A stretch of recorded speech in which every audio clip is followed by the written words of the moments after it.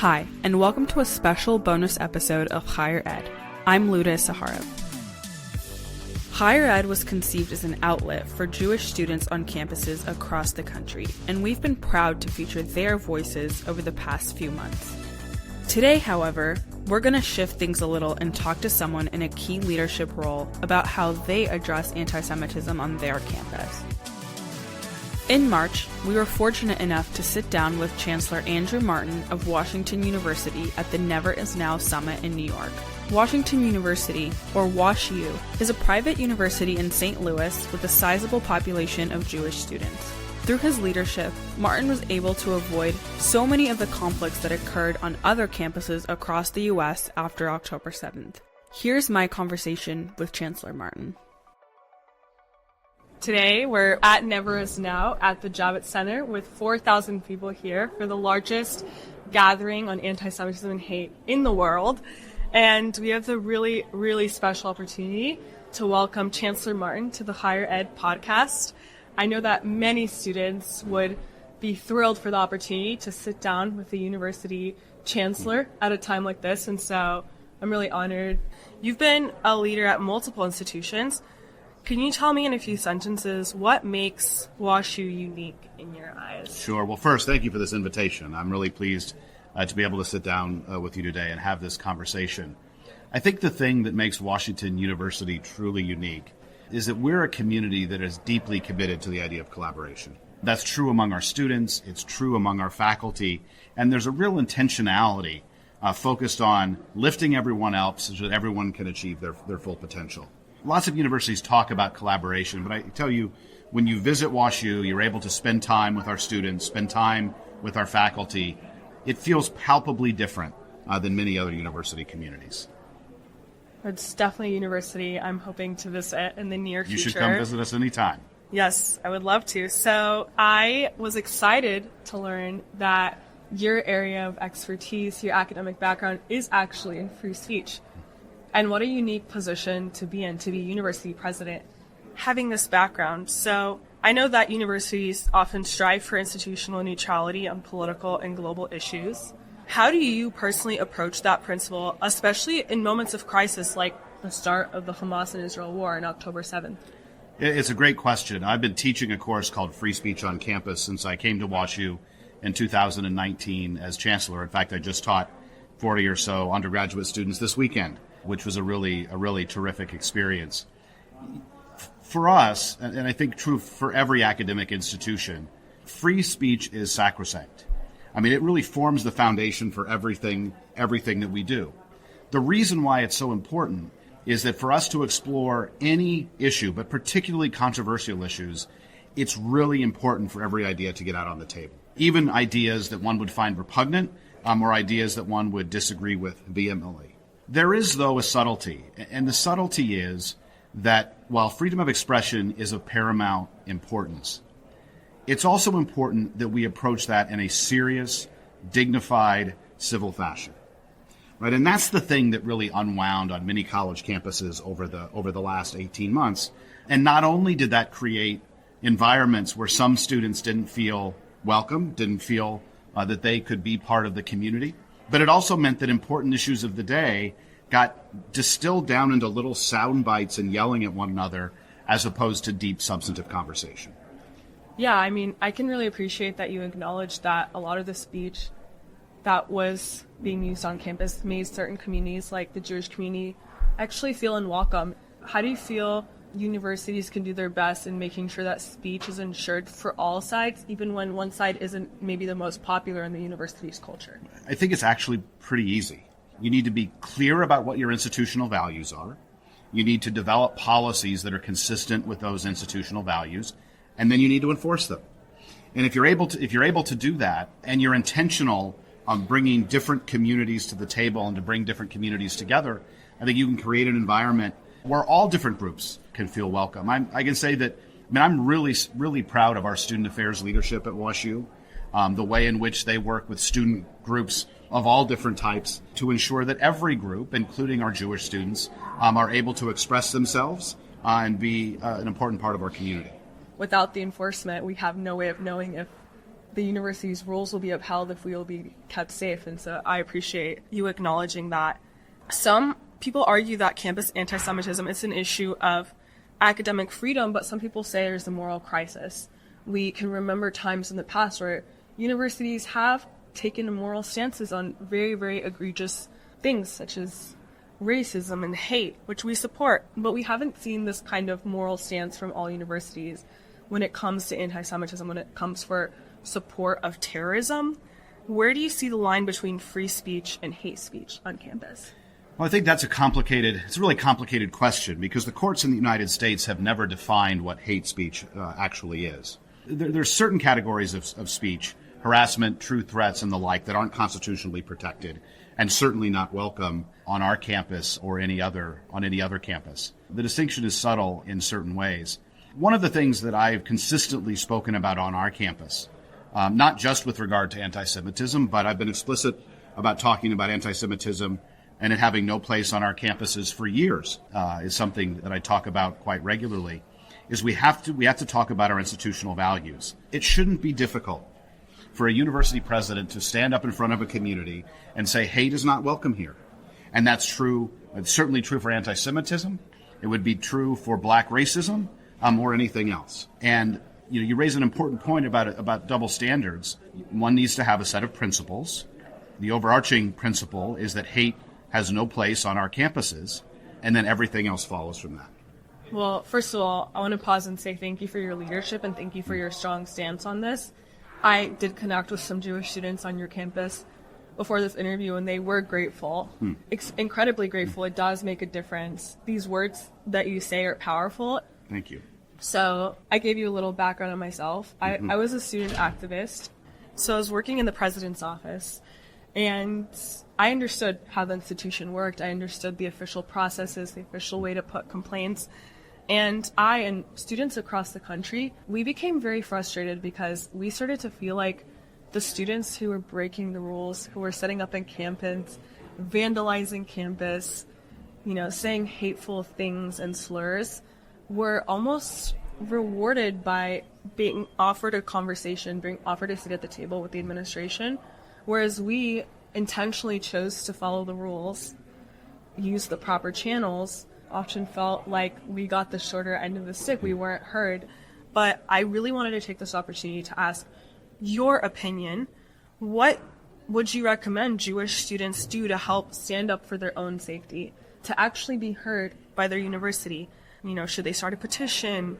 Should they do an encampment, blockade a building? Help me understand what we should be doing to get a meaningful response from our universities. It's a great question. And before I answer it, I do want to talk a little bit about the WashU experience. We had a number of protests on our campus, beginning in October of 2023. And it wasn't until about 6 or 7 months before those protests got out of hand. And when we had a set of individuals, many of which were unaffiliated with the university, to try to set up an encampment on our campus, we said no. We had 100 folks arrested. It was the last thing that I wanted to do, but it was important in order to preserve the community so our students could get through finals and then be able to celebrate their graduation in person. When I talk to student activists, for example, I don't do demands. If I have a group of students who bring me a demand letter, I said, that's very nice. And it goes in the circular file. Because you demand something, because you're provocative, I actually don't provide you a seat at the table. And I know that has frustrated our student activists over time at WashU. I think the most effective thing for student activism is to focus initially on the problem. What's happening at the university where I'm not being served well? And that could be safety and security. It could be about lousy food. It could be about the curriculum, whatever. And then work to build relationships with the people at the university who have responsibility for those areas. Again, I can't speak to how this works at other universities, but at WashU, my leadership team loves engaging with students about issues. Now, if you come with here's the problem, here's the solution, and we demand that you do it, we're going to mostly ignore that. But if you come and say, look, we'd like to work with you on this particular problem. Let's understand what's feasible, what's not feasible, on what time scale. We can get a lot done. And that's really worked with our students on some really important issues. We have a great student affairs team who manage many, many different things, including the relationship with our faith communities at WashU. But those are individuals who are student-focused, and can really help students translate how the university works and help provide some guidance. I think the other thing is to advocate with the administrative leadership at the highest level. If you can get a conversation with the president or chancellor, do it. If not, talk to the provost. If not, talk to the deans, because they play a particularly important role in university leadership. From my experience, I think that's made the most impact is speaking to university leadership. In the wake of the October 7th attacks, many Jewish students, I'm sure at WashU and across the country, have spoken about feeling deeply traumatized, isolated, and as we talked about, unsafe on campus. They've experienced hostility from their peers, and others have struggled with a lack of institutional recognition of their pain. Do you think you have been successful in keeping students safe on campus? Yes, I think I have. After October 7th, we did a lot of intentional work with our community. Initially that day, making sure that the one student that we knew was in Israel was safe, and we were able to get her returned back to her program in Barcelona.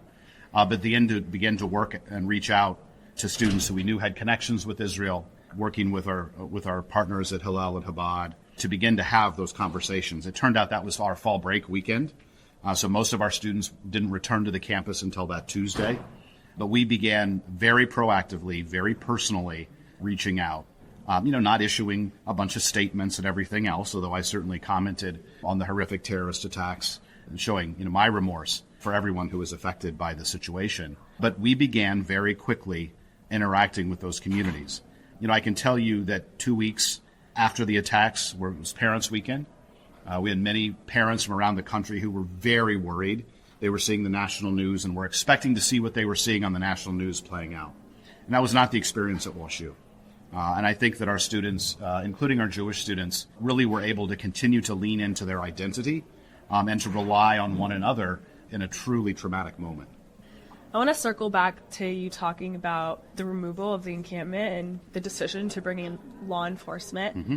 Looking back and reflecting on that, do you think that was the right decision? Do you have any regrets around that? And do you think that's what needed to be done to enforce your university's policies? Absolutely. Look, I think the important thing is we never had an encampment. We made it very clear that folks could protest and express their views, and they did so robustly. But our policies were clear that if you were to try to set up an encampment, we weren't going to allow that to happen, as opposed to letting it set up and then trying to figure out what to do. Where we decided ex ante that was how we were going to approach this. And we made that decision because that was the best thing for all of our students.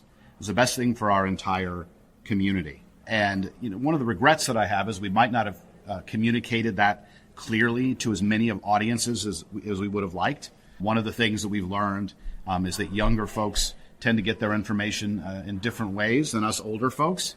Email may not be very nicely. Email may not be the most effective means to communicate with a 19 or 20-year-old. Yes.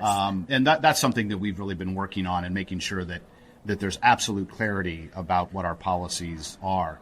But we made the determination that freedom of expression, advocating your views, marching around the campus, that's perfectly fine. But if you want to set up an encampment which takes space away from others, that just was not acceptable. And that's the line that we drew. I feel that so strongly. I was sending our university administration our highlighted policies, and they're just shrugging their shoulders. And I'm like, what's the point of a policy if you're not going to enforce it? So to hear you say that, very validating, and your students are lucky to have a chancellor that has that value of enforcing policies. I want to have some of your personal perspective, as a chancellor and as a human. Looking back at the past over a year since October 7th, what was the hardest moment for you as a university chancellor? Yeah, the hardest moment for us, so it was April 27th, was when we had the big protest on the east end of our campus. We had 100 individuals removed. This was during the reading period right before final exams. The most difficult thing was how do we navigate the 2 weeks between that protest and our graduation? And to navigate that, one of our unique challenges is that much of the activism that was happening on our campus didn't involve students. 3/4 of the people who were arrested on our campus weren't affiliated with the university. Wow. And we have an open campus, and so we were navigating that. How are we going to have commencement? How are we going to think about safety and security? We certainly knew that there were going to be protests. We didn't want those protests to take away the joy from our students and their families who had invested so much time at WashU, one of the decisions we had to make is we put this big, tall, ugly fence around the entire east end of our campus. We're an open campus. It was ugly. Forest Park is the front door of our campus, and we separated ourselves from Forest Park and symbolically separated ourselves from St. Louis. All of those decisions, from the big ones to the small ones, about how we were going to navigate, that was an incredibly, incredibly trying time for me personally, for our entire leadership team, and with lots of noise and hoopla and everything else. At the end of the day, we executed a great commencement for our students. And it's something that we were really proud of, and I know that we were all very happy to be able to exhale that Monday evening once commencement was over. Well, that's really nice, because I know as a class of 2024 kid who started in COVID, ended during an encampment, I know that was probably so special for your students. Speaking of noise and hoopla, yes, did you feel pressure from competing interests? How did you balance competing interests, and how do you personally deal with backlash? Like, I don't think I could ever be a university president because you can never make everyone happy. People will always be upset. How do you personally deal with that? No leader can make everybody happy all the time. And so you've got to make the right decisions, and you have to deal with the consequences. During last academic year, there were days that I was getting 10, 20,000 emails a day from around the country about all the horrible things that were happening at Washington University or the great things that were happening at Washington University. And of course, hearing from many of my colleagues on the campus, from alumni, from our students, and everything else. That is not easy, right? It is not easy when you are sort of a constant every move that you make, there's criticism, and that criticism is loud, and at times that criticism is cruel. At the same time, the way that I lead by focusing on our mission. You know, we do three things at WashU. We educate our students, we do research, and we also have a great academic medical center and provide patient care to hundreds of thousands of people in St. Louis. I think it drives my leadership team nuts, but when we're dealing with a gnarly problem, the question is always, what's the best thing for our mission?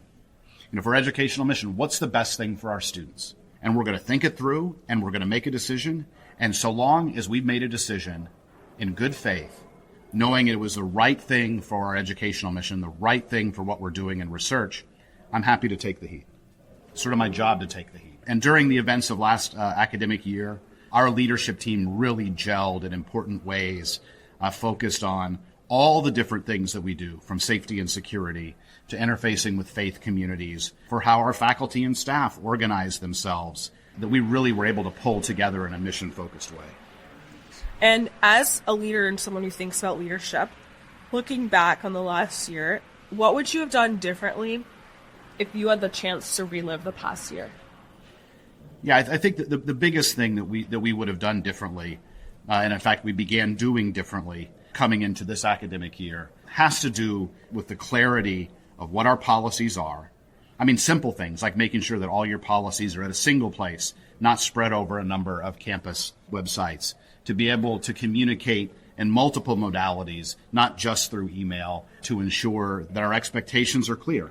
I think there were opportunities for us to have done that better last academic year. You know, we're always continuously learning, or at least trying to. I appreciate that you can acknowledge areas for growth. So, Chancellor Martin, I was really pleased to learn that you played a central role in launching your university's Center for Empirical Research in the Law. Mm-hmm. And students were telling me that they're actually required to take a quantitative methods class, which I will tell you was, even as someone who hates math, the best thing I did for myself in college is learn how to understand data and statistics, because it's everything, and it's now everything. It's very important. In my job at ADL. Very important. So as you may have seen, ADL's Campus Anti-Semitism report card came out today. Yes. This morning. And it provides universities with tangible, data-driven insights to improve their responses to anti-Semitism. And encouragingly, 45% of schools evaluated in the report card improved their rating. So there's the fun data point for you after receiving their initial grade, demonstrating that data can drive real change.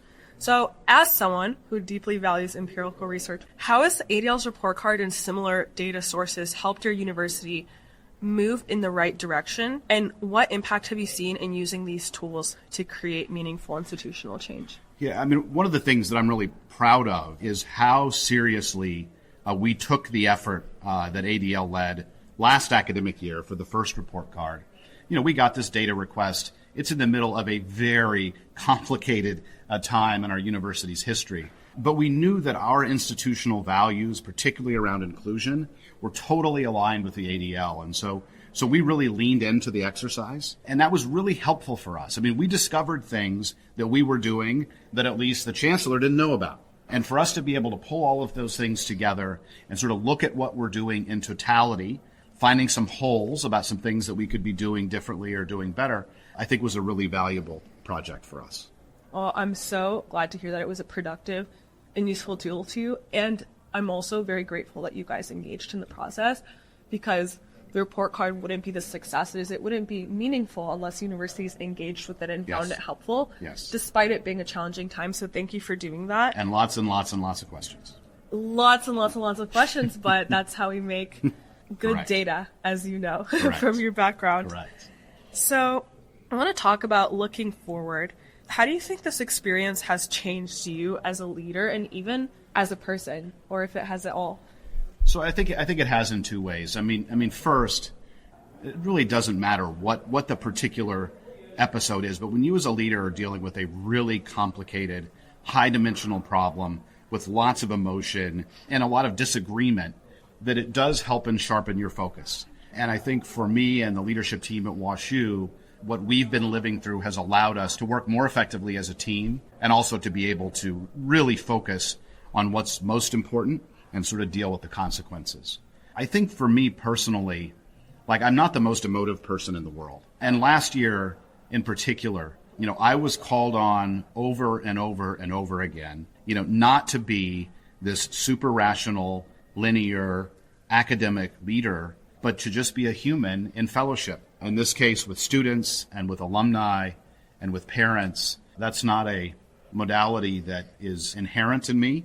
It's something that I'm not super comfortable with, but I also recognized how important that was for various members of my community in various points in time, and was really intentional in leaning into that discomfort.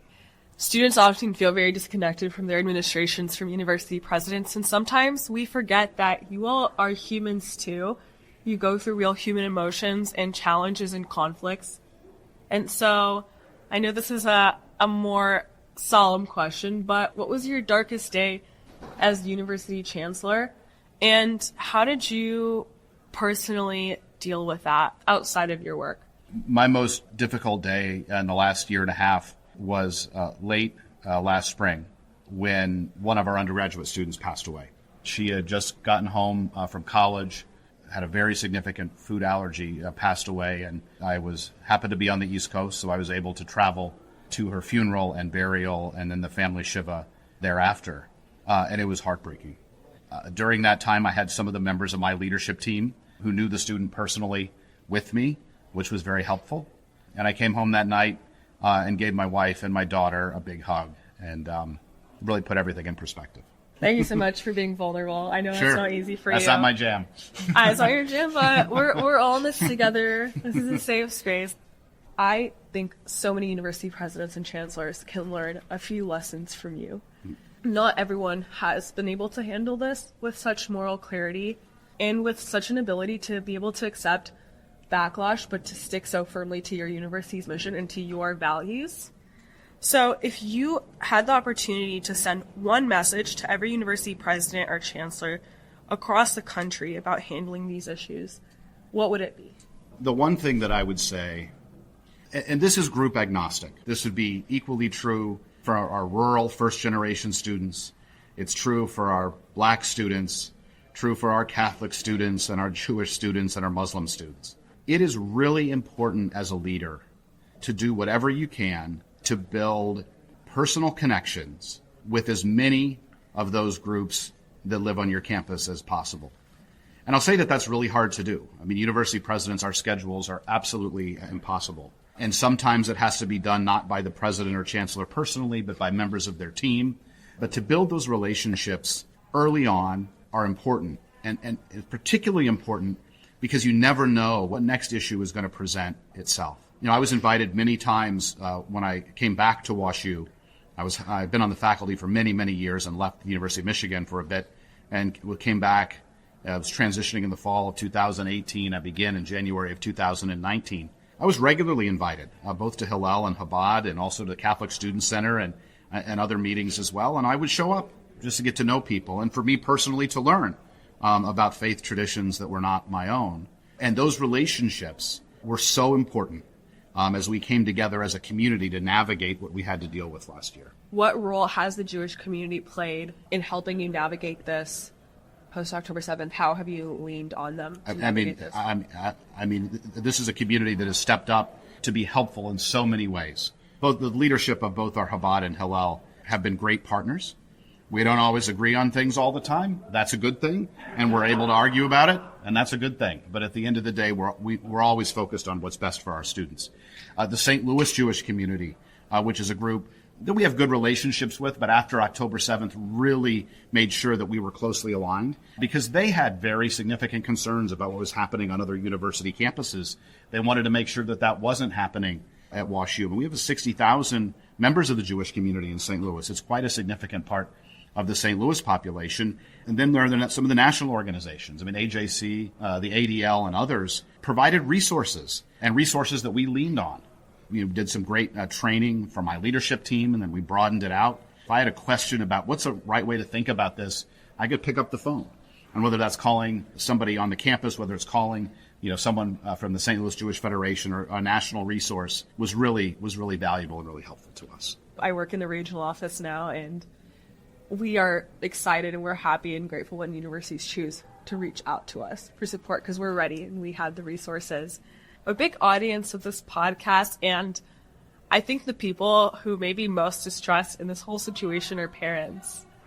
I have a younger sister who is currently a senior in high school. She's considering universities. And one, what do you think students should look for in universities to know that they will be kept safe? And two, could you just speak directly to parents and the concerns and the anxieties they're having about this time and what's going on campus? Sure. I mean, it's a very fraught moment on many college campuses around the country. And, we all read about the situations that are happening in the headlines, but actually, the news is only focused on a small number of institutions. And so when you're considering what institution to entrust with your child, it's a very important decision. I mean, my daughter is 16 and a half. As a sophomore in high school, and so we're just beginning that process itself. Look, I mean, the advice that I'd give parents is twofold. One, the best predictor of future success is past behavior, right? And so to really look carefully at what's happened on these campuses over these last few years, I think that's going to tell you a lot about what the future is likely to look like. Certainly institutions can change. We all can do better, but I think looking at that record is important. And I think the most important resource for information, is not sitting down with a university president or a dean of admissions, is talking to current students, finding a way to sit down with current students and say, look, what is it like on this campus?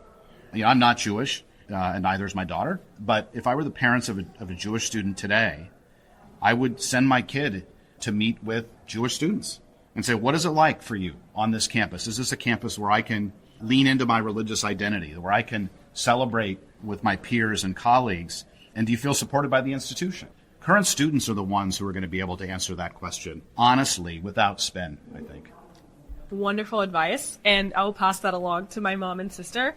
Even though she's the third, I would say it didn't get easier making that big decision. And now more than ever, it's so challenging just balancing what you want to be as a student in your academic aspirations with this unnecessary and unfortunate reality that not every campus will be welcome, and not every Jewish student can handle that. Some can and some can't, and that's a personal decision you have to make. I want to ask a question about accountability of universities. We have an administration currently that really is taking this seriously and wants to hold universities accountable. I'm really curious, what is a good deterrent from your perspective of universities to not take this seriously? I know you have taken this seriously with enforcing your policies and removing the encampment, but is there a role for accountability, and do you think there's progress on this issue without some sort of serious penalty for university failures and without accountability? Yeah, so I'd say that there has been some progress. I think that there is properly a great deal of worry, consternation, among elected officials in Washington of what have been playing out and continues to play out on some college campuses. I think the challenge is, how do you translate that vitriolic reaction into action? And I think that there are some real opportunities. Some of those opportunities are going to be sticks, regulation. I mean, every university has obligations under Title VI that I think will become of greater importance in the years to come. I also think that the federal government in particular has some opportunity to provide some carrots, to sort of think about how do you reward institutions that are doing the right thing by their students. If the ultimate goal is to make college universities better for an ever-increasing breadth of students, I think you got to do the carrot thing and the stick thing.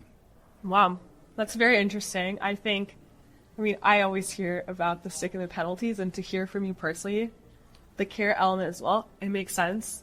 What gives you hope for the future of higher education? What do we all have to look forward to in the next few years?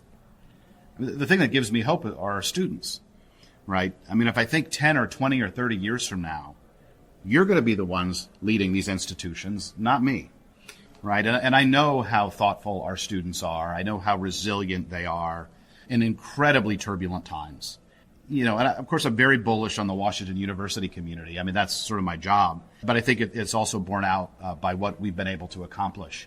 Even last fall, our Jewish students were comfortable walking around our campus. They were gathering on our quad. They were supported, just like we support all of our students. And I think their experience, was quite different than what many students had around the country. And what advice would you give to students across the country who are not at WashU? Any words of encouragement, just as someone who is in the higher education space? Well, first I'd say transfer to WashU. We're always looking for talented students. But the other thing I would say, look, within the community that you're in, students have a responsibility to that community as well, right? And so to lean into those opportunities to lead, work to make your campus, your community a little bit better. I think that that's important. And I know it can be difficult work, but it's also important work. Again, thank you so much for taking the time to sit down with me and for your honest perspective. No, I just want to thank you for this opportunity. It's always great to be in conversation about what's happening in higher education, about leadership in general, but most importantly, to talk about our students. That's what we do, Those of us in academic leadership, that's why we've chosen this. And at times you get pretty far away from that aspect of the job, but it's incredibly important. So thanks for inviting me. Thank you. That's it for this episode of Higher Ed. Thanks so much for listening. Next week, we'll be taking a break for Passover, but we'll return with a fresh episode on April 24th. To learn more about how to fight anti-Semitism on your campus, go to notoleranceforantisemitism.adl.org. If you or someone you know would like to report a campus anti-Semitism incident, text CALL HELP to 51555 or go to adl.org/call for free legal help. Subscribe to Higher Ed for weekly conversations and stories about Jewish campus life. Please rate and review us wherever you listen, and if you have a story to share, please email us at highered@adl.org. That's CHAIERED@adl.org. We can't wait to hear your story.